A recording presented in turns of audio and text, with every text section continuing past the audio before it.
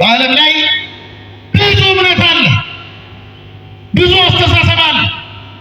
ሁሉም ግን እግዚአብሔር የሚለውን ስም ሲጠራ ትሰማላችሁ። ብትሄዱ እንደዚህ እዚያ መናኸሪያ ድረስ ከዚህ ጀምራችሁ ብትሄዱ በጣም ብዙ ሱቆች አሉ፣ የእምነት ሱቆች እና እግዚአብሔርን ልክ እንደ ገበያ ነው ያወጡት። እኔ ጋ ነው ያለው ነው የሚልህ፣ እኔ ጋ ነው ያለው እውነተኛው አምላክ እኔ ጋ ነው ያለው የማይል የለም። እንዲህ ያለ የግለሰብ ማታለል እንዳይደርስብን ከዚህ እንድንጠበቅ ኦርቶዶክሳዊ እግዚአብሔርን የማወቅ መንገድ አስፈላጊ ነው።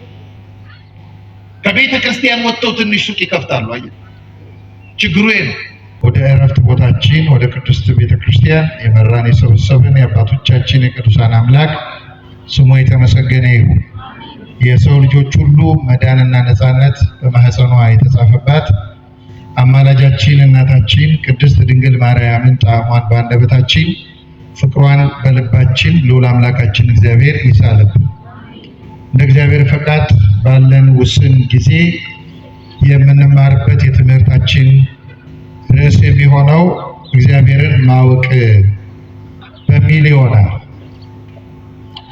ነገረ እግዚአብሔርን ስናነሳ ሁልጊዜ በአእምሯችን መምጣት ያለበት ነገር ቢኖር እኛ ፍጡራን ነን፣ እርሱ ደግሞ ፈጣሪ ነው የሚለው የሁልጊዜ መርሃችን መሆን ይጠበቅበታል።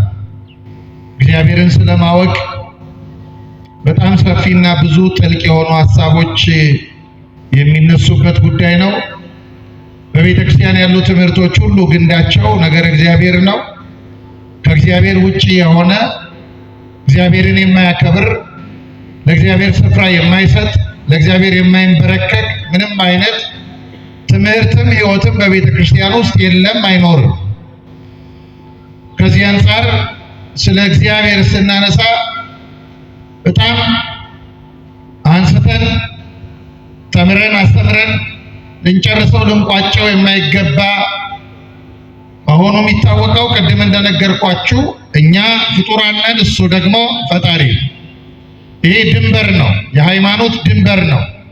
ምንም ነገር ሊነደው የማይገባ ሊጠበቅ የሚገባ ወሰናችን ነው።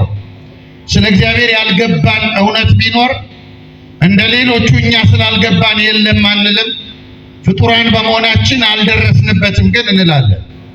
ሰዎች በመሆናችን ምክንያት አእምሯችን ተወስኖ አልገባንም እንላለን እንጂ ስለ እግዚአብሔር ዝም ብለን እኛ ስላልደረስንበት ይሄ ልክ አይደለም ማለት ነው። በዚህ ዘመን እንደምታውቁት በጣም አስቸጋሪ የሚያደርገው ነገር ቢኖር አንዱ ይሄ ነው። ሰዎች በአእምሯቸው ካልተቀለሉት በእጃቸው ካልጨበጡት በቀር እውነት የሚባል የለም ወደሚል ድምዳሜ እየደረሱ ነው እና በጣም ብዙ ሰዎች እውነትን በራሳቸው ስሜትና ፍላጎት ልክ እየተመለከቱት ነው። ከነሱ ፍላጎት ውጭ የሆነ ሁሉ እውነት አይደለም ወደሚል ድምዳሜ ሰዎች እየሄዱ ነው። ለዚህ ነው ሃይማኖት አልባነት በዓለም ላይ እየበረከተ እንዲመጣ ያደረገው የሰዎች ወሰን የለሽ ፍላጎትና ሌላ የእውነት ቅርጽ በውስጥ መፍጠር ነው።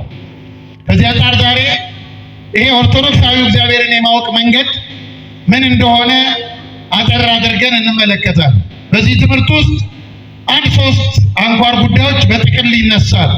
አንደኛው እግዚአብሔርን ማወቅ ማለት በራሱ ምን ማለት ነው? በራሱ ብዙ ሰው እግዚአብሔርን ስለማወቅ ወይም እግዚአብሔርን ማወቅ ይፈልጋል፣ ያስባል። ግን ለምን እንደሚያውቀው ግን አያውቅም። አንዳንድ ሰው ስለ እግዚአብሔር የሚያውቀው የሆነ ቦታ እሱን በእምነት ከማይመስሉት ሰዎች ጋር ለመሞገት ብቻ አድርጎ ያስባል እና በዚህ ምድር ላይ ልክ እንደ ሬስሊንግ ነፃ ትግል አሸናፊነትን ማሳያ ብቻ አድርጎ የሚያስብ ሰው አለ። እግዚአብሔርን ማወቅ ይሄ ነው ብሎ የሚለካ ሰው። አንዳንድ ሰው እግዚአብሔርን ማወቅ ማለት በቤተ ክርስቲያን ውስጥ ዝም ብሎ መመላለስ መኖር ብቻ አድርጎ የሚያስብ አለ። ስለዚህ ምንድነው እግዚአብሔርን ማወቅ ራሱ? አንዱ ይሄ ነው። ሁለተኛው ሰው እግዚአብሔርን የት ድረስ ያውቀዋል? ቅድም እንደነገርኳችሁ የሆነ ወሰን አለ፣ ልክ አለ። አባቶቻችንን ምልክት አድርገን እሱን እናያለን። በሶስተኛ ደረጃ ሰው እግዚአብሔርን ደግሞ እንዴት ነው የሚያውቀው? እነዚህን ሐሳቦች ነው የምናየው። ከዛ አስቀድሞ መቼም እንደሚታወቀው እኛ ርቦን እንጀራ ለመብላት ወደ መሶባችን ስንሄድ በመሶባችን ውስጥ ያለውን እንጀራ በሙሉ አንበላም አይደል?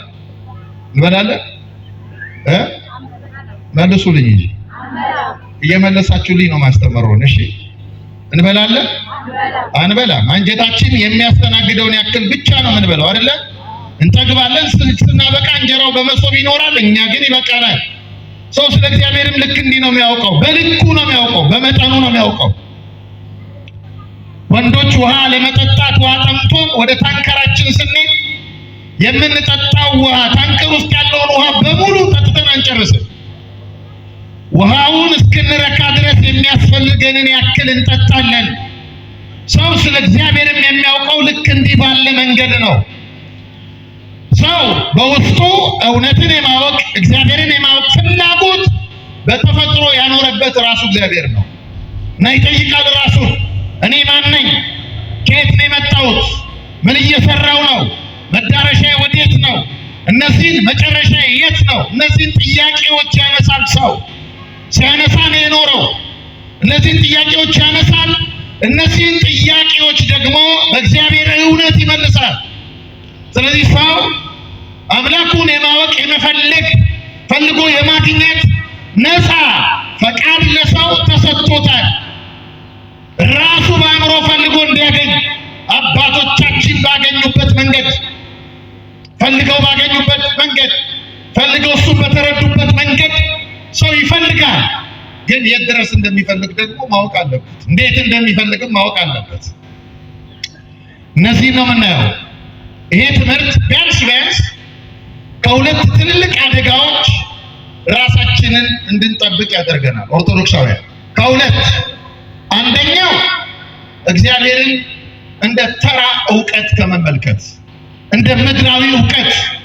ብዙ ሰው እግዚአብሔርን የሚመለከተው በምድራዊ ዕውቀት ልክ ነው።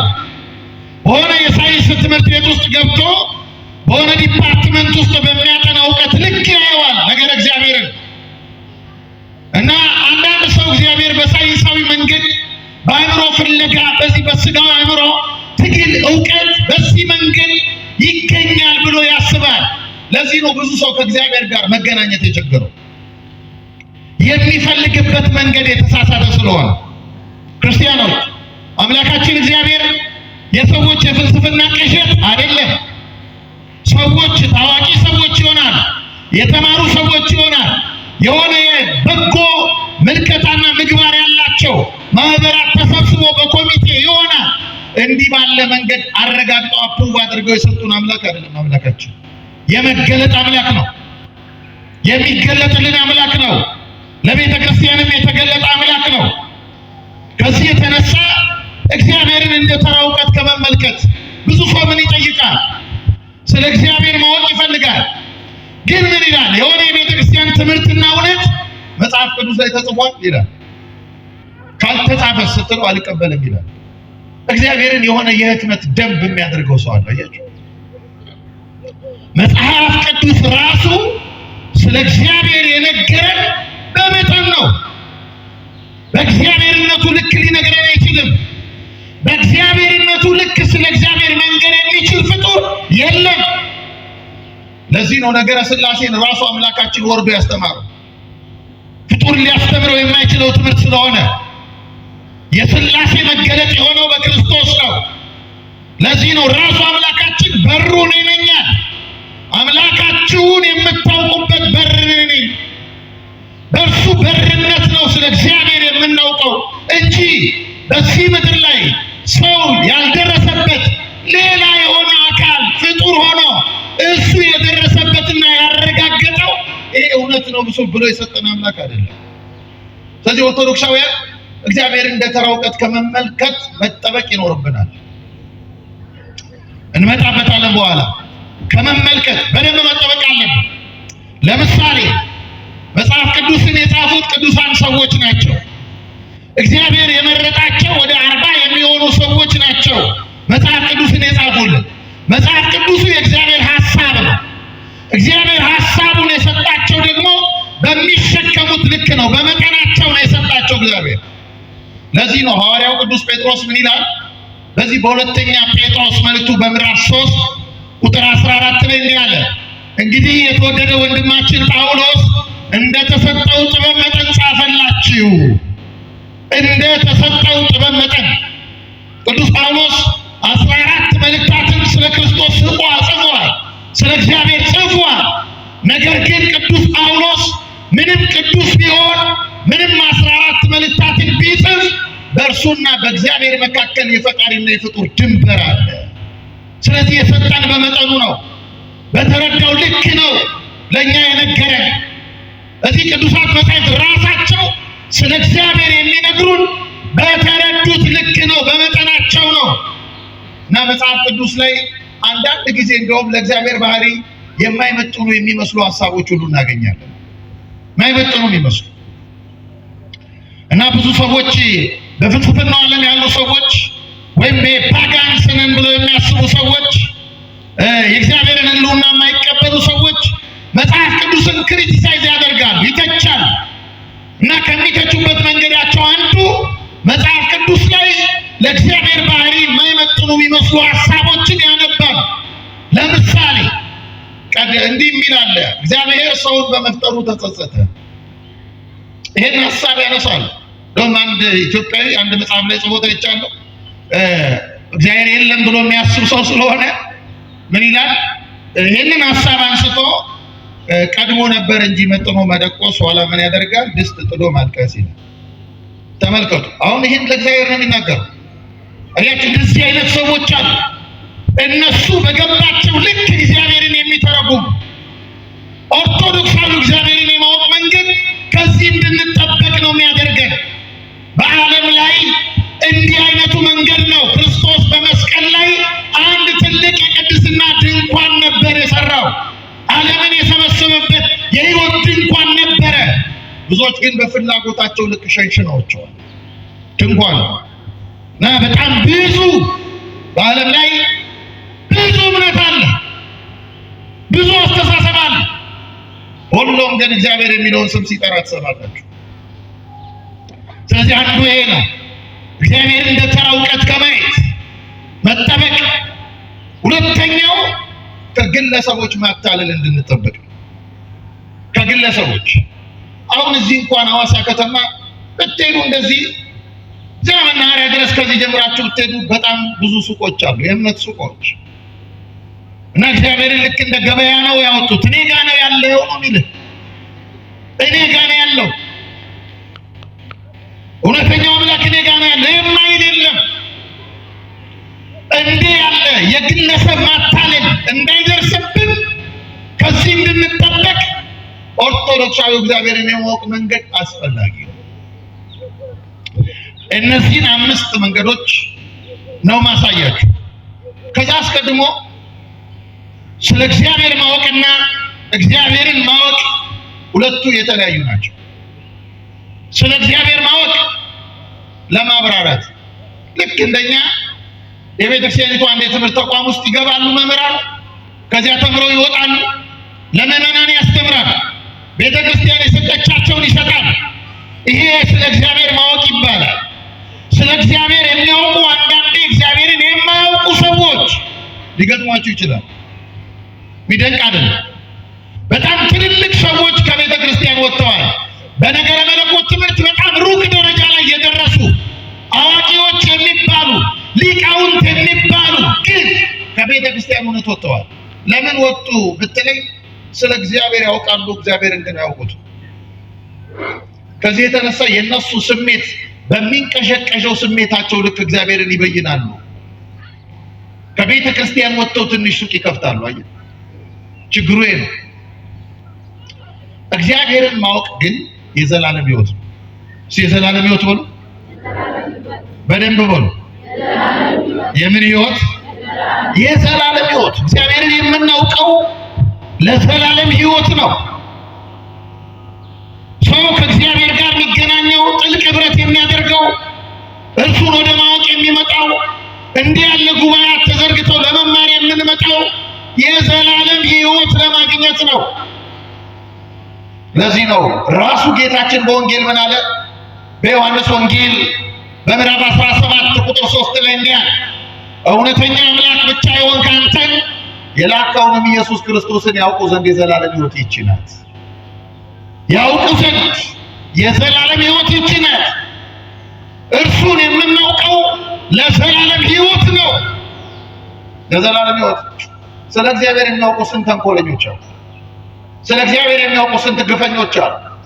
ስለ እግዚአብሔር የሚያውቁ ስንት ደም አፍሳሾች አሉ። ስለ እግዚአብሔር የሚያውቁ ከዲያብሎስ በላይ የከፉ ስንት ሰዎች አሉ። ስለ እግዚአብሔር ብትጠይቋቸው ያውቃል። ጥቅስ ይጠቅሳል፣ ትርጓሜ ይተረጉማል፣ ያልገባችሁን ሊመልሱ ይችላሉ። ግን በሚያስደንቅ ሁኔታ በክፋት እዚህ ድረስ ክፋት ላይ ድረስ የሞላባቸው ከራስ ፀጉር እስከ እግር ጥፍር። በዚህ በሉቃስ ወንጌል ምዕራፍ 10 ላይ የምናገኘውን ታሪክ አለ። አንድ የተማረ ሰው ነው። ብሉይ ኪዳን የተማረ ሕግ አዋቂ ነው። ይህ ሰው ወደ ጌታችን ወደ ኢየሱስ ክርስቶስ እንደመጣ ቅዱስ ሉቃስ ጽፎልናል። የመጣው ግን ክርስቶስን ለመፈተን። ማንን ለመፈተን አልኳችሁ? አቤት ክርስቶስን። ይሄ ሰው አዋቂ ነው። ተመልከቱ፣ ብሉይ ኪዳንን ያውቃል፣ ግን ክርስቶስን ለመፈተን የመጣው። እንዲህ አይነት እውቀት ደዌ ነው። ወደ ክርስቶስ መጣና ምን ጠየቀው? የዘላለም ሕይወት እንዳገኝ ምን መልካም ነገር ላድርግ? ጌታ መለሰ፣ ሕግ ምን ይላል አለው። የልቡን አውቆበት ሕግ ምን ይላል? ሕግማ አለ ሰውየው፣ ፈጣሪ አምላክህን በፍጹም ነፍስህ፣ በፍጹም ኃይልህ፣ በፍጹም ሐሳብህ ውደድ፣ ባልንጀራህንም እንደ ራስህ አድርገህ ውደድ ይላል። በቃ ጌታ ይህንን አድርጋለሁ። የዘላለም ሕይወት አይደል የምትፈልገው? ይህንን አድርጋለሁ። ሰውየው ቀጥሎ ምን ጠየቀ? ባልንጀራዬ ማን ነው አለ። ይሄ ትዕቢት ነው። ባልንጀራዬ ማን ነው? ይሄ ካንሰር የሆነ እውቀት ነው። ተመልከቱ፣ ባልንጀራዬ ማን ነው የሚለው እንደኔ ያለ ሊቅ እኔን የሚያህል በእኔ ስም እኔ በተጠራሁበት ስም ሊጠራ የሚችል ሊቀ ገሌ ሊባል የሚችል መጋቤ ገሌ ሊባል የሚችል እንደኔ ያለ ባልንጀራ አለ በዚህ ምድር ላይ? እንደውም አንድ ሊቅ ምን ይላል? በልቡ ክርስቶስን ራሱ አንተ እንኳን ቢሆን ትመጥነኛለህ እያሉ ለባልንጀርኛ። አየህ፣ ለዚህ አይነት እውቀት ወደ እግዚአብሔር አያደርስም።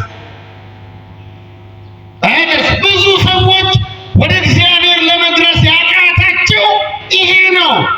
ስለ እግዚአብሔር ያውቃሉ፣ ግን እግዚአብሔርን አያውቁትም። አምላካችንን እንድናውቀው ይርዳል። አሜን በሉ። ካላወቅነው ሕይወት የለም።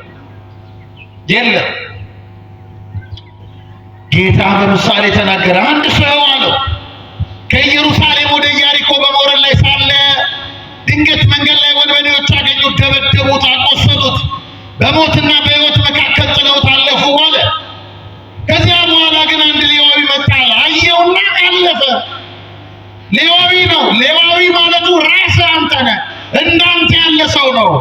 አዋቂ ነው፣ ግን ለቁስለኛ ዘይት የለውም። አዋቂ ነው፣ ግን የወደቀ ማንሳት የሚችል መድኃኒት የለውም። ሌዋዊ መጣ፣ አየውና አለፈ። ለምን አለፈ? አዋቂ ስለሆነ። አዋቂ ነው፣ ሕግ አዋቂ ነው። እና በውስጡ አንድ ጥያቄ ጠየቀ። ይሄንን በሽተኛ በሞትና በሕይወት መካከል ነው፣ ምናልባት እየረዳሁት እያለ ነፍስ ከሥጋው ብትለይ በነፍሰ ገዳይነት ልጠይቅ ስለሚችል ይቅርብኛል አለፈ። ከዚያ አንድ ካህን መጣ አለ። ካህኑም አየ፣ አለፈ። ከዚያ በኋላ ግን አለ፣ አቤት ክርስቶስ እንዴት ያለ መምህር ነው እናት። ከዚያ በኋላ ግን አንድ ሳምራዊ መጣ አለ። በጣም የሚገርማችሁ ክርስቶስ ምን እየነገረው ነው መሰላችሁ? ይሄ ሰው ባልንጀራዬ ማን ነው አይደለም ያለው። ከሱ በጣም በልቡ ደግሞ እንደ ሳምራዊ የሚጠላው የለም። ይሄ ሰው የሚጠላውን ስምና ማንነት ክርስቶስ ምሳሌ አድርጎ መጣ። ለምን? አንተ የተማርከው ትምህርት ቢያንስ ጠላትን እንኳን ለመውደድ ጠላቴ ነው የምትለውን እንኳን ለመውደድ እድል አልሰጠህም እያለው ነው ጌታ። በጠቀሰው መጽሐፍ ልክ ነው ክርስቶስ የረታው። አንድ ሳምራዊ መጣ፣ በቁስሉ ላይ ዘይት አፈሰሰለት፣ በአህያው ላይ ከዚያ ለባለ መድኃኒት ሰጠዋልና ለእስቲ ከዚህ ለወደቀው ሰው ከነዚህ ከሶስቱ ለዚህ ሰው ባልንጀራው ማን ይመስልሃል? መልካም ያደረገለት አለ።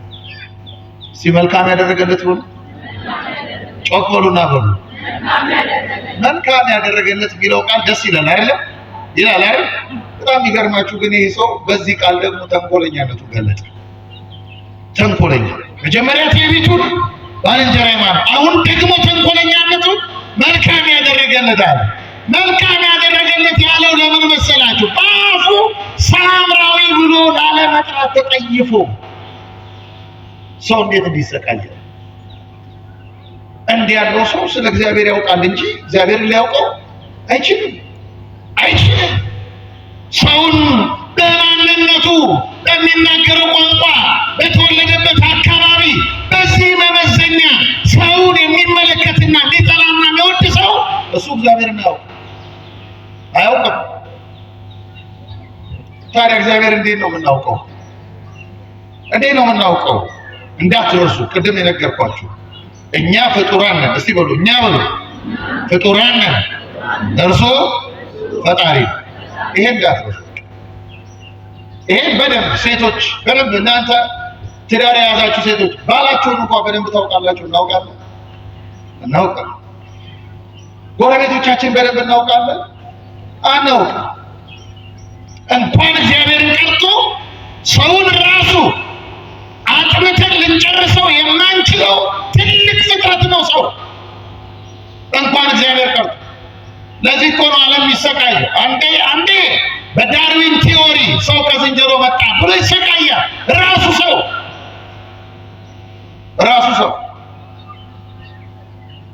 ይሄ ሰው ላይ ለመድረስ ከመቸገር የተነሳ ታዲያ እግዚአብሔርን ሰው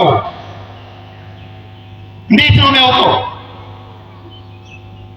አባታችን ሙሴ በ80 ዓመት ሽምግልና ዘመኑ አንድ ምድያም በምትባል አካባቢ በግ እየጠበቀ ሳለ አርጅቷል። ትዝታ በውስጡ አለ። የጉልምስናው ዘመን ትዝታ አለ። እናቱ የነገረችው ቁጭት አለ።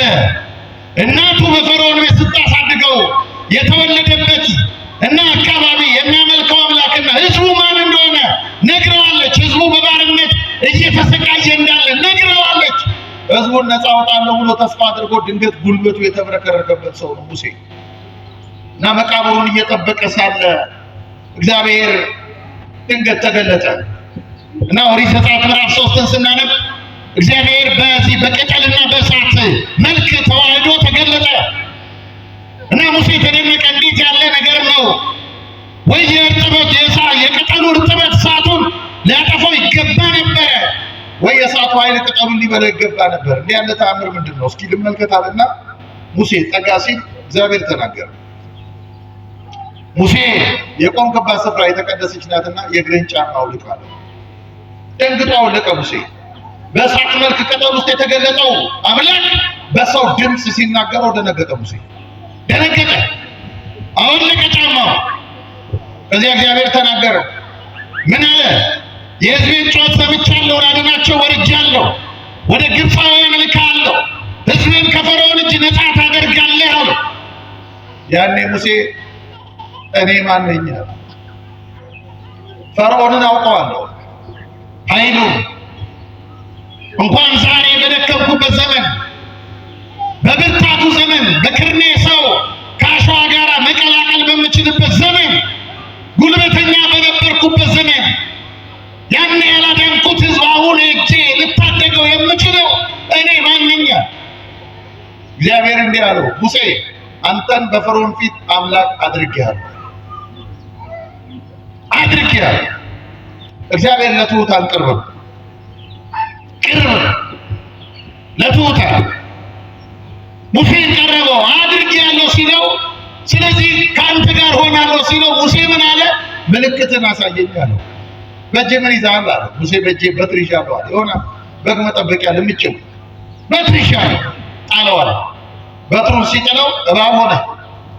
ደነገጠ ሙሴ። አንሳው አለ። መልሶ ሲያነሳው በትር ሆነ። በቃ ሙሴ ገባው። አሁን የተገለጠው ከፈርዖን በኃይል የሚበረታ እንደሆነ ገባው፣ ተረዳ። ከዚያ ግን ቀጥሎ ምን አለ? ጥሩ እኔ ወደ ህዝቡ እሄዳለሁ። እስራኤላውያንን ህዝቡ ጋር ሲሄድ ማን ነው የላከ ቢሉኝ ስምህን ማን ልበላቸው? ስምህን ማን ልበላቸው?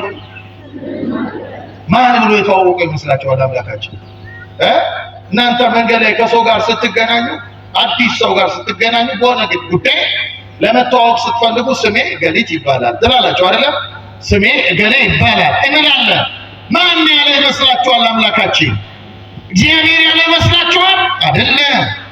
ስምህን ማን ልበላቸው ብሎ ሲጠይቀው ዛሃሎ ወይ ይሄሉ ያለና የሚኖር እስቲ ያለና የሚኖር በሉ። ኤሎሂም ያለና የሚኖር ያለና የሚኖር የማይወሰን በሰው አእምሮ በፍጡራን አእምሮ ሊጠቀለል የማይችል ያለና የሚኖር ከዘመን መስፈርት በፊት የነበረ ዘመንን የሰፈረ ዘመንን ደግሞ አሳልፎ የሚኖር ያለና የሚኖር ኤሎሂም የዕብራይስጥ ቃል ኤሎሂም ኤሎሄ ማለት አምላኬ ማለት ነው። ኤሎሂም ደግሞ ከአንድ በላይ ሆነ ማለት ነው። ተመልከቱ፣ ከአንድ በላይ ሆነ፣ አንድም ብቻ የማንለው ሶስትም ብቻ የማንለው ያለና የሚኖር ከመመርመር በላይ ሆነ። በጣም ድንቅ ነገር ነው የነገረው። አያችሁ ወዳጆቼ፣ አሁን እኛ የምንጠራበት ስም ስንዘምር ቅድም እግዚአብሔር እንላለን፣ መድኃኒዓለም እንለዋለን፣ ኢየሱስ እንለዋለን፣ አማኑኤል እንለዋለን፣ ሥላሴ እንለዋለን። የምንጠራበት ስም በጣም ብዙ ነው። ቅዱሳት መጻሕፍት የሚጠሩበት ስም ብዙ ነው። በጣም የሚገርመው ግን አንዱም ስም የእርሱን ባህሪ ማሳየት አይችልም። የሰማችሁ አንዱም ስም አንዱ ይሄ እኮ ቢገባ ኖሮ አንሰቃይም ነበር። ኢየሱስ ብቻ እና አንዴን ስቃይ ውስጥ አንገባም። አንዱም ስም አንድ ሊቅ ምን ይላል? አንተ ከሺህ በላይ ስሞች አሉ፣ አንዱም ግን አንተን አያሳይህም። አንዱ ምክንያቱም እግዚአብሔር የሚለው ስም በስክሪፕቱ ይጻፋል አይጻፍም? ስለተዋለ ይጻፋል። እግዚአብሔር የሚለው ስም በከንፈራችን ይጠራል አይጠራም? ይጠራል። እሱ ከዚህ በላይ ነው። ይሄ በሐሰት የምንምልበት ወንድማችንን በሐሰት አሳልፈን የምንሰጥበት በንግድ ገበያችን የምናጭበረብርበት ሳንፈራ ይሄ ማንነት ከመታወቅ በላይ የሆነ ማንነት ነው። ይሄ ማንነት በአፍ በከንፈር ከመጠራት በላይ የሆነ ማንነት ነው ያለና የሚኖር። አያችሁ፣ ለሙሴ ከበደው። ይሄ ከበደው፣ ከባድ ነገር ነው። አዎ ሙሴ ፍርሃት የገጠመው ለሚያልፈው ለፈርዖን ነው ያለና የሚኖር ፈርዖንን የሚያሳልፈው። ኋላ ግን እግዚአብሔር አዘነለት። አያችሁ፣ ምን አለ መሰላችሁ? ለእስራኤል እንዲህ በላቸው፣ የአባቶቻችሁ የአብርሃም የይስሐቅ ያዕቆብ አምላክ ነኝ፣ ስሜ እግዚአብሔር ብላችሁ ጥሩ። ይህ ስም ለዘላለም መታሰቢያ ይሁናችሁ። ምን ይሁናችሁ? አልሰማችሁ? አያችሁ፣ ለአምላካችን እግዚአብሔር የሚለው ስም መታሰቢያ ነው። ማንነቱን በምልአት የሚያሳይ ስም አይደለም፣ መታሰቢያ ነው። እኛ ስንጠራው፣ እኛ ፍጡራን ስለሆንን በእኛ ቋንቋ እኛ ስንጠራው፣ አያችሁ፣ አኮላትፈን እንደ ሕፃን ልንጠራበት በመጠናችን የተሰጠ ስም እንጂ የእርሱን ስም ሊገልጠው የማይችለው አምላክ ነው። ይህን አምላክ እንዴት ነው የምናውቀው? እንዴት ነው የምናውቀው? ክርስቲያኖች አያችሁ፣ እርሱን ነው መጠየቅ። ሰው ከእግዚአብሔር በጣም የሚርቀው ቅድም እንደነገርኳችሁ እንደ ተራ ጓደኛው ሊተዋወቀው ስለሚፈልግ ነው። ሰው እግዚአብሔርን እያጣው የሚመጣው ይኸው ዝም ብሎ ገበያ አንድ ሰው ዕቃ ለመግዛት ሽንኩርት ለመግዛት ገበያ ወጥቶ ሲመለሱ ሃይማኖት ለውጦ ይመጣሉ። ባለፈው ነግሬያችኋለሁ። እንዴት ሰው በሁለት ጎረምሳ ጥቅስ ይሄንን ትልቁን አምላኩን ከልቡ ያወጣል? ለምን መሰላችሁ? እንደ ተራ ጓደኛ ነው የተመለከትነው። ሻይ ቤት እንደምናገኘው ጓደኛ። ግን ይሄንን አምላክ እንዴት ነው የምናውቀው? አሁንም ሙሴን እናነሳዋለን። ሙሴ እስራኤልን ይዞ ከወጣ በኋላ እንዲህ ያለ እግዚአብሔር ሙሴ አለው። ሙሴ ከ3 ቀን በኋላ ሲና በሚባል ተራራ ላይ ይገለጣሉ። በዚህ ተራራ ላይ ይገለጣሉ። ለሕዝቡ ንገረው፣ ባል ከሚስቱ ጋር አብሮ እንዳይተኛ ሰውነታቸውን ይጠብቁ፣ ገላቸውን ይታጠቡ፣ ልብሳቸውን ይጠቡ፣ ከ3 ቀን በኋላ እገለጣለሁ አለ እግዚአብሔር። ይህን አዋጅ ሙሴ ለሕዝቡ ነገረ። ከ3 ቀን በኋላ አምላካችሁ ይገለጣል። በዚህ አይተውት አያውቁም። በተአምራት በኩል ነው የሚያውቁት። ውሃ ወደ ደም ሲለውጥ ነው የሚያውቁት። እና እስራኤል አንድ ጥያቄ ጠየቁ። እኛ ከፊታችን ላይ እሺ ብለን በምናባረራቸው የዝንብ መንጋ በሰይፍ ያስጨነቀንን ፈርዖንን ያስጨነቀ አምላክ እንዴት ያለ አምላክ ነው? መልኩ እንዴት ነው? ቅርጹ እንዴት ነው? መቀመጫው እንዴት ነው? እስራኤል ይሄን አሰቡ። አያችሁ፣ የሰው ሕሊና ከዚህ በላይ ማሰብ አይችልም።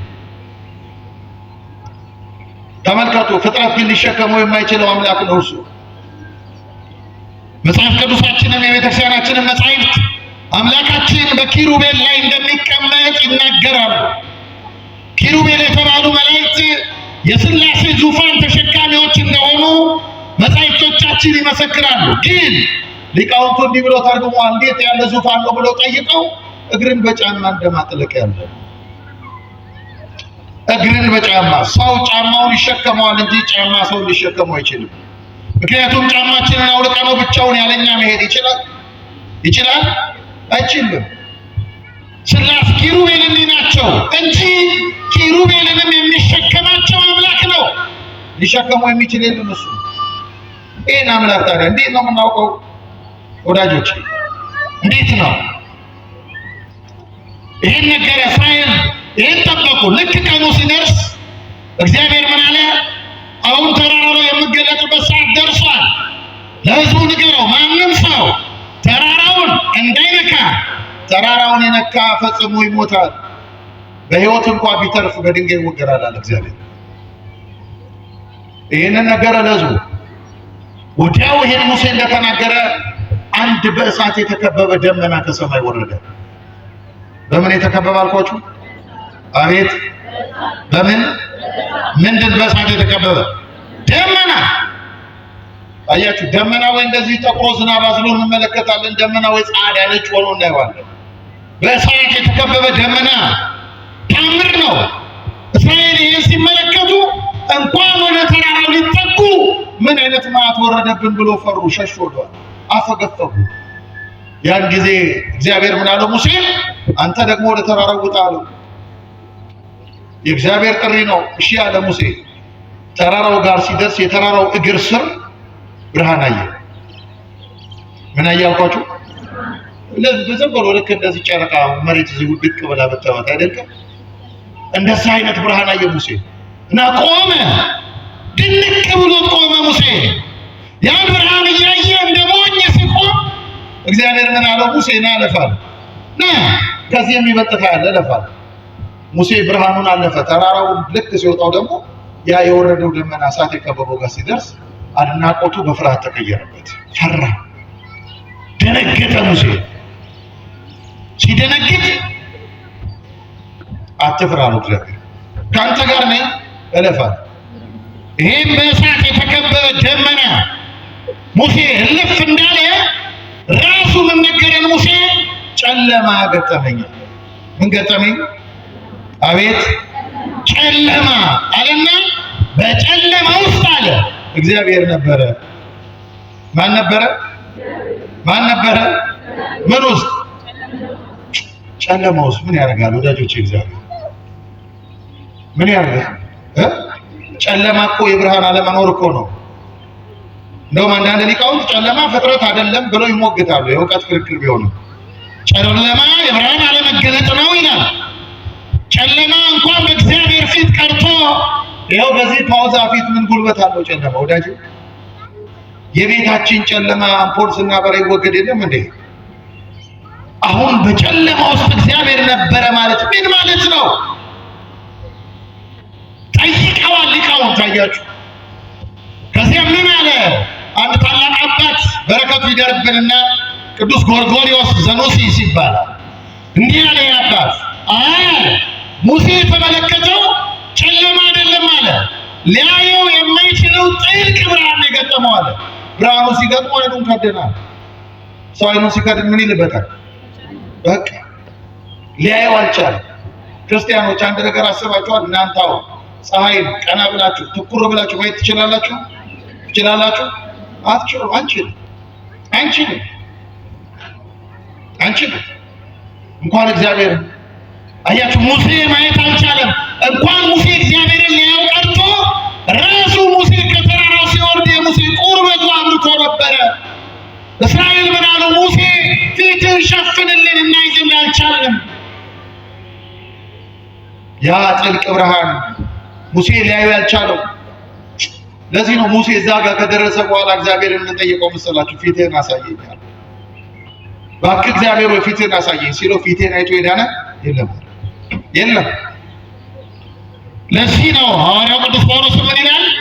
በአንደኛ ጢሞቴዎስ መልእክቱ ምዕራፍ 6 ቁጥር 16 ላይ የሰው ልጅ በማይደርስበት ጥልቅ ብርሃን ውስጥ ይኖራል ነው የሚለው። ሰው ሊደርስበት በማይችለው ብርሃን ውስጥ። ታዲያ ይህን አምላክ እንዴት ነው የምናውቀው? ሶስት አባቶች ያስጠነቅቁናል። ሶስት ኦርቶዶክሳውያን አባቶች። አንደኛው ቅድም የጠቀስኩላችሁ የቅዱስ ጎርጎርዮስ የተባለው አባት። ይህ አባት ምን ይላል? ስለ እግዚአብሔር ይላል ለማወቅም ይሁን ለመናገር ባሰባችሁ ጊዜ ተናጋሪውንም ሰሚውንም ያስጠነቅቃል፣ አስተማሪውንም ተማሪውንም ያስጠነቅቃል።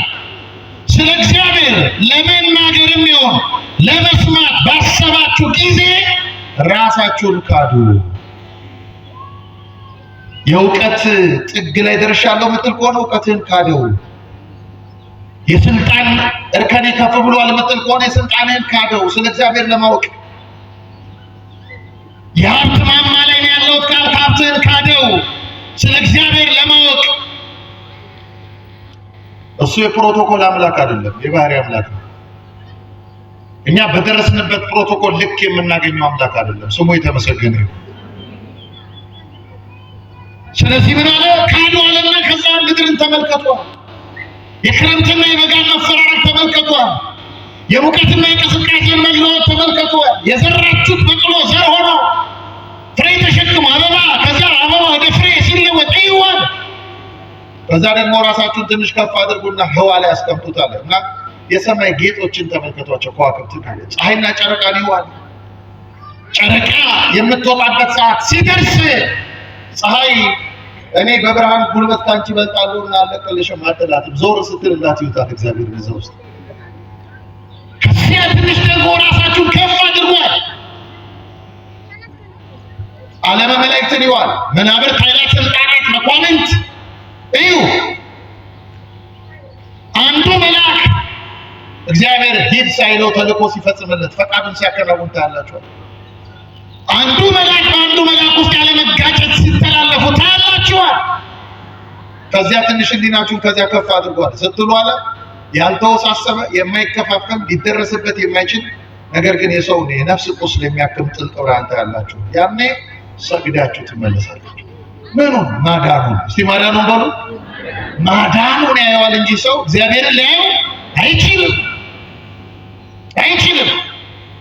መገቦቱን ያየዋል እንጂ ሰው እግዚአብሔርን ሊያየው አይችልም። እርሱ ሳይታይ አብሮን የሚኖር አምላክ ነው። ስለዚህ አስተማሪዎችን እንዲጠነቀቁለት ይፈልጋል። ስለሱ ሲያስተምሩ እንደ ተራ ፊዚክስ በእውቀታቸው ልክ እንዳይገልጡት ያስጠነቅቃል እግዚአብሔር። ሰሚዎችንም በፍላጎታቸው ልክ እንዳይሰሙት ያስጠነቅቃል እግዚአብሔር። ሁለተኛው አባት ቄርሎስ ዘኢየሩሳሌም የሚባለው ይሄ አባት ደግሞ ምን ይላል መሰላችሁ? ስለ እግዚአብሔር በተጠየቀን ጊዜ ይላል። ስለ እግዚአብሔር በተጠየቀን ጊዜ አለማወቃችንን እንናዘዛለን አለና አለማወቃችን ደግሞ የእውቀት ሁሉ ጥግ ነው። ስለ እግዚአብሔር ነው። አንዳንድ ሰዎች አይታችኋል። አላውቅም ማለት ስለሚያወዱ አላውቅም ማለታቸው ስለ እግዚአብሔር አላዋቂ የሚያሰኛቸው እየመሰላቸው ተራቀጀታቸውን ሲለፈልፉ ይውላሉ። ቲክቶክ ላይ ምናምን ተመልከቷቸው። አይ ይሄን አልደረስኩበትም አይሏችሁ። ከኔ የተሰወረ ምን አለ የሚል ትምክህት ውስጥ ይገባል። በነገራችን ላይ በቤተክርስቲያን ታሪክ እግዚአብሔር ራሱን የሚያውቀውን ያክል እናውቀዋለን ብሎ የተወገዘ አንድ መናፍቅ አለ። ዩኖሚያስ ይባላል። እግዚአብሔር ራሱን የሚያውቀውን ያክል አጥንተን እንደርስበታለን። በዚህ ብቻ ቤተክርስቲያን ወግዛ ላይ ታወለች። ለምን እርሱን ሊያውቀው የሚችል የለም።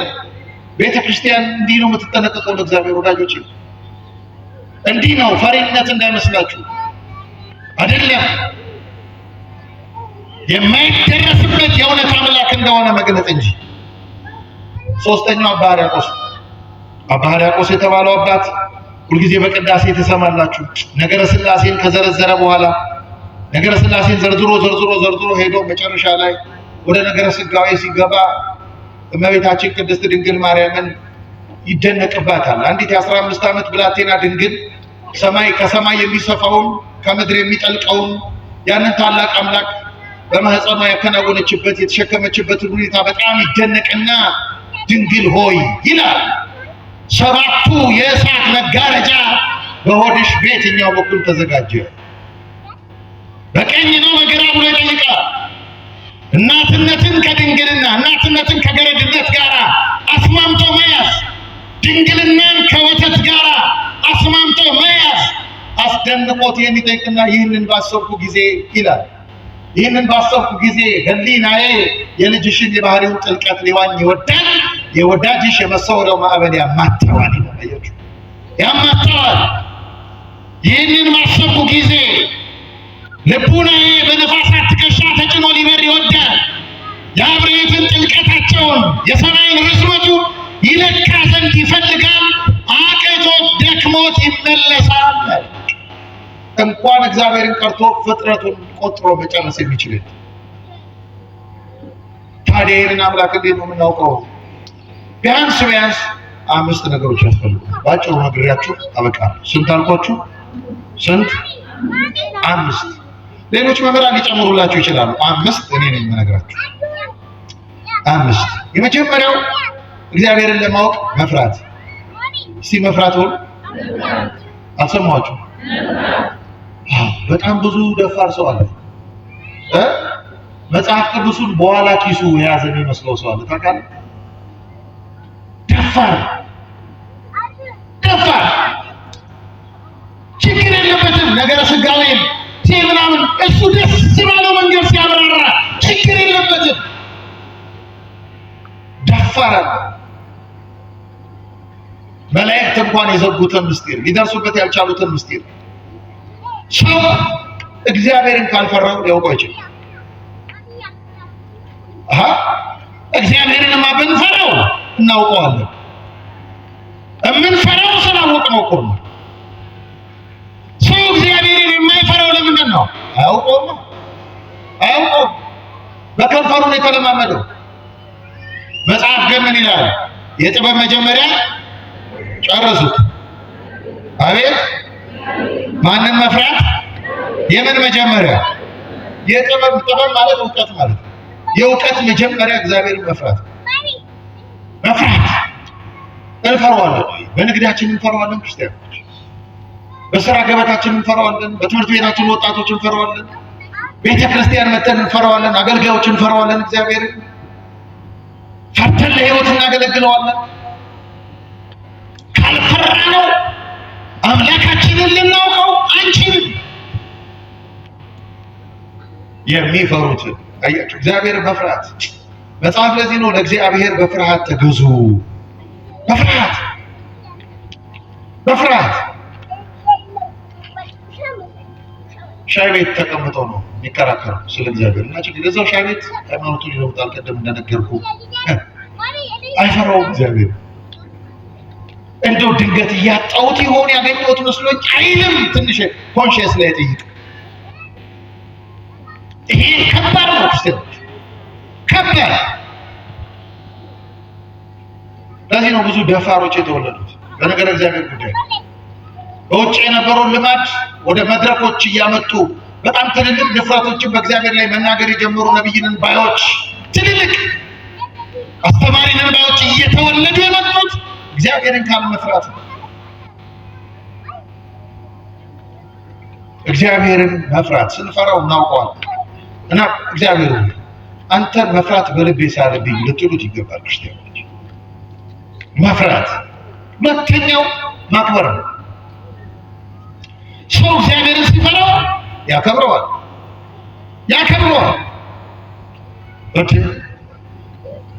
አሁን ቅዱስ ጳውሎስ እንዲህ ይላል፣ እናንተ በዋጋ ተገዝታችኋልና ከእንግዲህ የራሳችሁ አይደላችሁም ብሎ የመንፈስ ቅዱስ ቤተ መቅደሶች እንደሆናችሁ አታውቁምን ይልና ስለዚህ ይላል በሥጋችሁ አምላካችሁ እግዚአብሔርን አክብሩት። በምናችሁ አይታችሁ ቲክቶክ ላይ 50 ዓመት የሞላት ሴት ከኋላ ስዕለ ማርያም አስቀምጣ አንገቷ ላይ መስቀል አድርጋ የብልግና ማዕት ስታወራ ስታምሽ አትፈራም? አታፍርም?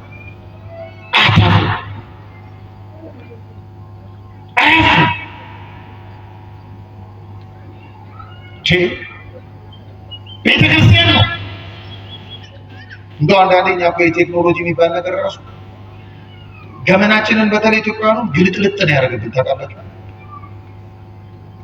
ቴክኖሎጂ ቤተክርስቲያን አንዳንድ ጅል ቄስ አለ። ሐዋሳ እንኳን የለም የሚኖር አይመስለኝም። አሃዱ እያለ እንዲህ አርጓት ቲክቶክ ላይ እግዚአብሔር ያከብራል። አምልኮ ላይ ነው ያለው። ተመልከቱ። አንዳንድ ሰው ወንጌል እየሰማ እዚህ ተቀምጦ ስልክ ይደወልለታል። ሄሎ ይላል። ያከብራል እግዚአብሔር። ማንን እየሰማ እንደሆነ ያውቃል? አያውቅም። በልምድ አስታውሳለሁ። ባለፈው ጊዜ ስለ ውሃው ጥልቀት አስተምሬያቸዋለሁ። ክርስቲያኖች ከልምድ መውጣት አለብን። ከልምድ ማክበር። ወጣቶች አንገታችን ላይ መጾር የሚያክል መስቀል ተሸክመን ትልቅ መሸከም የሚፈልግ ዲያቆናት ለቅዳሴ የሚይዙትን የሚያክል አንገታችን ላይ አድርገን እናት እንዲቱን ብለን ስንሳለም መናኸሪያ እናከብራለን እግዚአብሔር። ተሳዳቢነት የኛ አይመስልም? የኛ እስኪመስል ድረስ ተሳዳቢነት በሌላ መንገድ ከሃይማኖት የሰማነው እስኪመስል ድረስ። ለዚህ ነው ቅዱስ ያዕቆብ ምን ይላል? ባቲ ነባረከው ለእግዚአብሔር አብ ወባቲ ንረግም ለጓለ መያዘ ባሪያ እግዚአብሔር ተፈጠረ። በዚሁ ምላሳችን አለ እግዚአብሔር አብን እንባረከበታለን፣ እናመሰግንበታለን። በዚሁ ምላሳችን በእግዚአብሔር መልክ የተፈጠረውን የሰው ልጅ እንሰድብበታለን፣ እንረግምበታለን። ማክበር የለም። ሰው ለአገልግሎት ይደባደብ የለም። እዚህ እኮ ቢገርመኝ እግዚአብሔርን ለማገልገል ሰው ሲደባደብ ግን አያስብም። እዚህ አላውቅም። አዲስ አበባ ነው ሰበታ ጉባኤ ምርጫ ድንጋይ ውርወራ ነው። ማንን ለማገልገል ነው? አናውቀውም ማለት ነው። አየህ፣ አናውቀውም። አምላካችን አናውቀውም። ወደ ማወቅ እንምጣ ክርስቲያኖች። ለዘላለም ሕይወት እንድናውቀው፣ ለዘላለም ሕይወት። ሶስተኛው እግዚአብሔርን ለማወቅ የልብ ንጽህና ይፈልጋል። እስቲ የልብ ንጽህና ራሱ ጌታ ምን አለ በወንጌል በማቴዎስ ወንጌል ምዕራፍ 5 ላይ እንደምትመለከቱት ልበ ንጹሃን ብፁዓን ናቸው እግዚአብሔርን ያዩታልና። ኦርቶዶክሳዊ እግዚአብሔርን የማወቅ መንገድ ከማየት ጋር ከማሰላሰል ጋር ነው ኦርቶዶክሳዊ ሊቃውንት የተረጎሙት። ልበ ንጹሃን አንድ ነገር ጠይቃችሁ ታውቃላችሁ? ኦርቶዶክሳውያን ቤተክርስቲያን እንዲያለ ጉባኤ አዘጋጅታ ትምህርት እንማራለን። በጣም ጥልቅ የሊቃውንት ትምህርት እንሰማለን። ግን ከቤተ ክርስቲያን ስንወጣ አንድ ፓስተር ያስደነብረናል። እውነት ሐሰት ነገሩ እውነት ሐሰት ለምን ይመስላችኋል? ለምንድን ነው ብላችሁ ጠይቃችሁ አታውቁም? ለምንድን ነው እኔ በኦርቶዶክሳዊነት እርግጠኛ ያልሆንኩት? ለምንድን ነው መንገድ ላይ አንድ ሆነ መጽሐፍ ቅዱስ የጨበጠ ሲጮህ ዝም ብዬ የምደነግጠው? ለምንድን ነው ብላችሁ አታውቁም? ለምን ነው ታውቃላችሁ? ኦርቶዶክሳዊ ትምህርት ንጹህ ወይን ነው፣ አዲስ ወይን ነው። እኛ ደግሞ የምናስተናግደው በአሮጌ አቁማዳ ነው። ጌታ እንዲህ አለ፣ አዲሱን የወይን ጠጅ በአሮጌ አቁማዳ አያኖሩትም። ወይኑን ሊሸከመው ስለማይችል አቁማዳው ይቀደዳል፣ ወይኑም ይፈሳል። እንማርና አቤት ዛሬ የተማርኩት ትምህርት እንላለን። ገብተን ቤት አቤት ዛሬ አስተማሪ እስቲ አንድ ሁለት ነገር ንገሪኝ፣ ምን ይነገራል እንላለን። አያሳዝንም? ክርስቲያኖች አያሳዝንም? ያሳዝናል ወሉ እንጂ በሉ በደንብ አያሳዝንም? ያሳዝናል። ተምረን መሸከም አቅቶናል።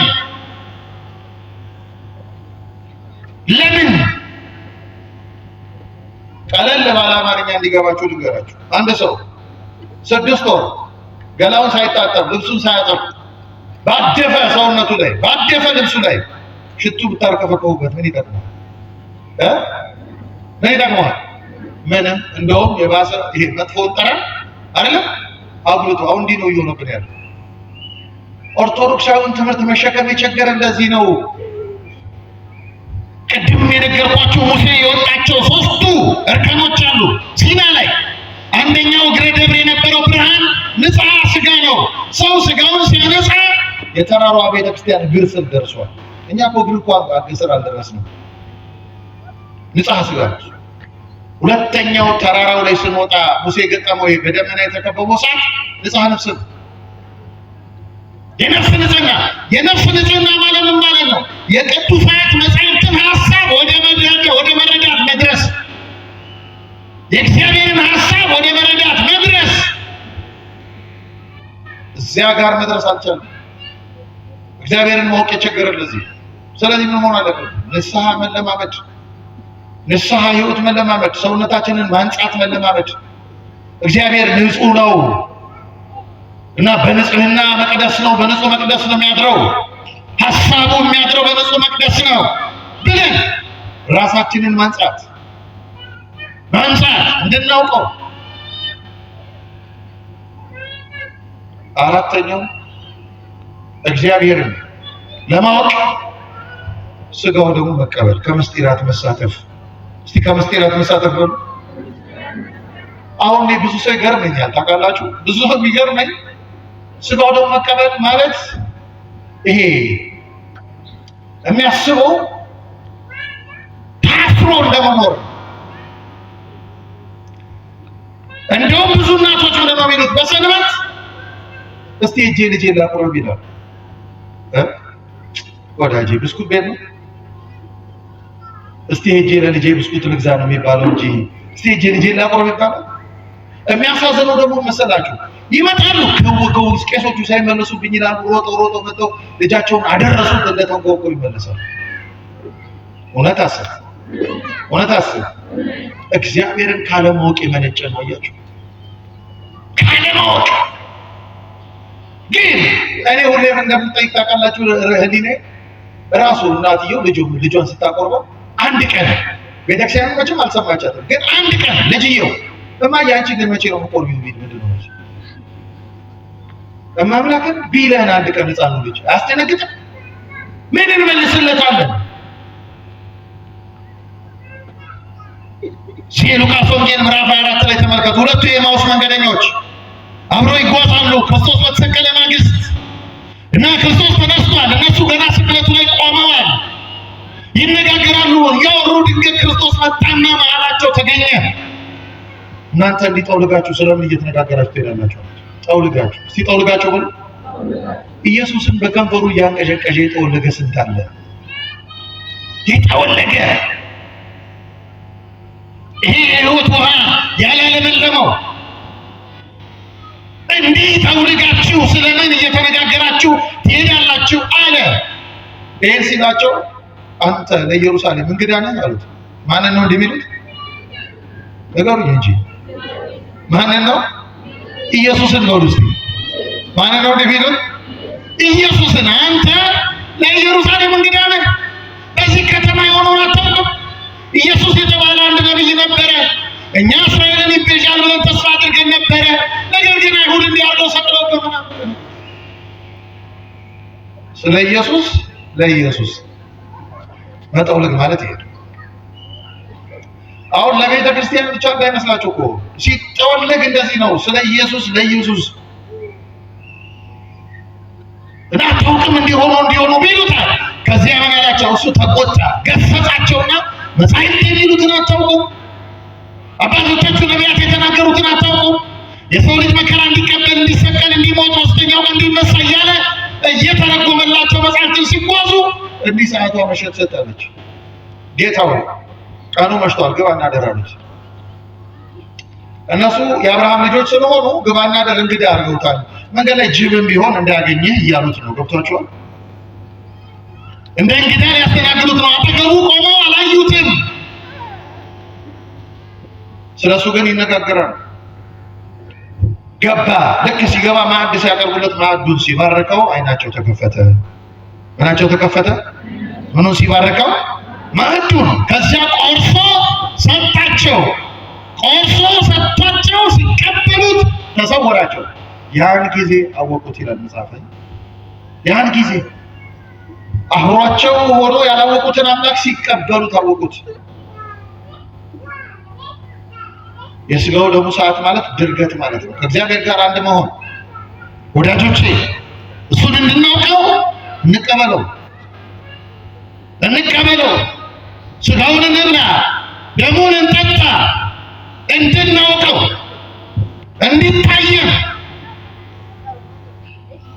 እንዲታየን። አምስተኛውና የመጨረሻው እግዚአብሔርን ለማወቅ መውደድ። ሲመውደድ ብሎ ተወዱታላችሁ? እግዚአብሔርን ተወዱታላችሁ? እስቲ እወደዋለሁ የምትሉ እጃችሁ ነሳ። ሊዮ ከፍሽ ተው። አዎ እኔ አላወጣሁም አይደለም አውርዱ። ጥሩ ነው። ሁለት ነገር ብቻ ነው የምነግራችሁ። አንድ ግሪካዊ ፈላስፋ ፓጋና እና እምነት የለሽ ነው፣ ግን ስሙ ትልቅ ጊነስ ቡክ ላይ የተጻፈለት ነው። በዝና አዳዲስ እውቀት ለዚህ ዓለም ያበረከተ ሰው ነው። እና ሰው ሲያገኘው መንገድ ላይ ፎቶ እንነሳ ፈረንልኝ ምናምን ይባል አይነት ሰው ማለት ነው። ዝነኛ እና አንድ ቀን ግን ውስጡ ባዶነት ተሰማው። ታውቃላችሁ? ባዶ አንዳንዴ እንዲህ ተሰምቷቸው አውቃለሁ። ባዶነት አንቱ መምህር፣ እኔ እግዚአብሔር ምስክሬ ነው። ሰው ሲያገኘኝ እንደ ትልቅ ሰው አንቱ መምህር ምናምን ሲለኝ እኔ ውስጤ ግን ባዶ አይወቀው ውስጤ ይላሉ። ታውቃላችሁ? አንዳንዴ በስማችሁ በሀብታችሁ በምናምናችሁ አንቱ እየተባላችሁ ግን ውስጣችሁ ባዶ ሆኖ አያውቅም? ባዶነት ተሰማ። ባዶነት ምን ያደርጋል የኔ ፍልስፍና? ምን ያደርጋል የኔ ዝና? የውስጤን ባዶነት ካልሞላው አለ። ባዶነቱን በምን ይሙላው? የለም።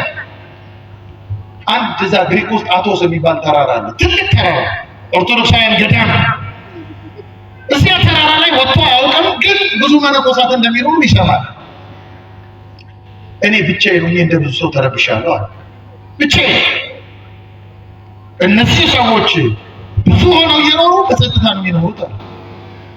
እኔ ፋሽን አማርጬ ለብሳለሁ፣ ግን ውስጤ ይረብሻል። እነሱ ግን አንድ አይነት ልብስ እንደሚለብሱ እርግጠኛ ነኝ። እዛ ጋርመንት የለም አለ፣ ግን ሰላም አላቸው አለ። ጸጥታ። አንዳንድ አይታችኋል? እህቶቻችን አሁን ወጣቶቹ እዚህ የሆነ ቅድድድ ያለ ጂንስ ምናምን ይለብሳሉ፣ በጣም ውድ ዋጋ ገዝተው ማለት። እና ምንድነው ብላችሁ ጠይቋቸው ፋሽን ይሏቸዋል። መልሱን አላገኙትም። ለነሱ የሚመስላቸው ነው የሚነግሯቸው። ራሳቸውን የሸሸጉበት ጥላ ነው እንጂ የውስጥ መረበሽ ነው። በጣም ብዙ ሴቶች እንዲህ ለዚህ የሚጋለጡት ውስጣቸው ሲረበሽ ነው፣ ሳይኮሎጂያቸው ሲሞት። በቀሚስ አልታይም ብላ ስታስብ ገልጣ ነው። ትርጉሙ እሱ ነው። እኔ አለ ከሱፐር ማርኬት አማርጬ እመገባለሁ። እነዚህ ግን አንድ አይነት ምግብ ነው በእርግጠኝነት የሚበሉት እዚያ በቀን በየጊዜው። ግን ጸጥታ አላቸው። ስቴጅ ላይ ያለና ተራራውን ወጣው። በሰረገላ መሄድ የለመደ ሰው ወጥቶ ድክም አለውና ተራራው ጫፍ ላይ ሲደርስ ገዳሙ ላይ ወደቀ።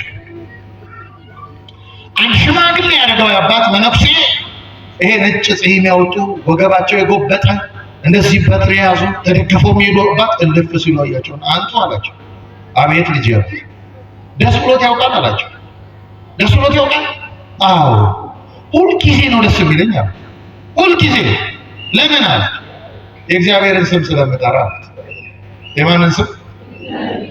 ይሄ ሶፋ ጋር ነው ብያቸዋለሁ። የእግዚአብሔርን ስም መጥራት ደስ ያሰኛል አላቸው። አዎ ሶስት የጠራውና የታለ ይስጣላቸው። የታለ? እሳቸው ያሉት አንተ ልጅ ያሉት አንተ ከእግዚአብሔር ጋር እልህ ነው የተጋባኸው አሉት።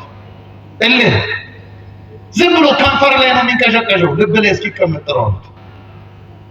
ልብ ላይ ማስቀመጥ ከባድ ነው። አያችሁ እግዚአብሔር አፍና ልብ በሜትር ቅርብ ናቸው፣ በመንፈስ ግን ሩቅ ናቸው። ለዚህ ነው እግዚአብሔር ይህ ሕዝብ በከንፈሩ ያመልከኛል፣ ልቡ ግን ከኔ የራቀ ነው። ሌላ ተራራ ጋበዙት፣ ደከመው፣ እንደማይደርስ ገባው። ልብ ላይ እግዚአብሔርን ወደ ማስቀመጥ እንደማይወጣ ገባውና አቆመው። ፖዝ አረገና እሺ አባቴ እግዚአብሔርን ሲጠሩት ደስ የሚሉት ለምንድን ነው አላቸው። ስለሚወደኝ። ምን ስለሚለኝ? አቤት ስለሚወደኝ አሉት። እርሱስ ይወዱታል አላቸው። እኔ እንደጠየኳችሁ እናንተ ይወዱታል አላቸው። የእሳቸውን መልስ ከመንገሬ በፊት ክርስቲያኖች እንወደዋለን ብለናል አይደል? ማታ ማታ ቲክቶክ ስንመለከት ባትሪ እያለቀብን አልጋችን ላይ ሆነን ሰክተነው ቻርጀር ላይ እንዳያልቅ የጀመርነው እንዳያልቅ ሰክተን እንዲሁ አይናችን ከእሱ ጋር አብሮ ያመሻል። እውነት አሰብ ማታ ከእግዚአብሔር ፊት የጸሎት ጊዜ አለ ታዲያ እንወደዋለን። ከልጆቻችን ጋር በማዕድ ጊዜ ነገር እግዚአብሔር ማውራት አለን። ለማዳን ቤታችን ትንሿ ቤተክርስቲያን ናት። በቤታችን ውስጥ ለእግዚአብሔር መነጋገር አለን። ወንድሞቼ ትዳር ያዛችሁ፣ ስራ ውላችሁ ደክሟችሁ ቤት ትመጣላችሁ። ሚስቴ ደክሞኛል፣ ቶሎ እራት አቅርቢ፣ ደክሞኛል። እውነት ነው ይደክማል፣ እራትን መብላት እውነት ነው። ግን ሚስት አስተዋይ ሆና እስቲ ባሌ ግድ የለም ከራት በኋላ አንድ እግዚአብሔር ፊት በጸሎት ከልጆቻችን ጋር እንቆም ብትል እሺ ትላለን። ታዲያ እንወደዋለን እኛ እግዚአብሔር። እልህ ነው የተጋባነው። እልህ ስሜት እንዲህ ብለው መለሱኝ አባት ልጅ ያሉ እግዚአብሔርን ትወዳለህ ያልከኝ አሉት። አዎ አለች። በዚህ ገዳም 40 ዓመት እግዚአብሔርን ስለመውደድ ተምሬያለሁ፣ ግን ለወደው እየሞከርኩ ነው። ሲበሉ ለወደው በለስ እየሞከርኩ ነው። ምክንያቱም ራሱ ጌታ ምን አለ? የሚወደኝ ቢኖር ራሱን ይካድ። ራሱ ምን ይበል? ይካድ። የዓይን አምሮቱን የስጋ ፍላጎቱን እኛ ከፌስቡክ አሳነሰ ነው እግዚአብሔርን እንወዳለን ብንለው ሽንገላ አይደለም ክርስቲያን። ከዩቲዩብ አሳነሰ ነው ተራ ስድብ ከምናስተናግድበት ቲክቶክ አሳነሰ ነው እግዚአብሔርን እንወዳለን ብንለው ሽንገላ አይሆንም። መጽሐፍ ግን እንዲህ ይላል፣ ፍቅር የሌለው እግዚአብሔርን አያውቅም። ሲበሉ ፍቅር የሌለው ወለ እግዚአብሔርን አያውቅም። አምላካችንን አውቀነው ፈርተነው አክብረነው በልብ ንጽህና ከቅዱሱ ምስጢር እየተሳተፍን በመውደድ እንድናመልከው እውቀትና ማስተዋልን በዚህ ጉባኤ ይጨምርልን። እግዚአብሔር ይስጥልን።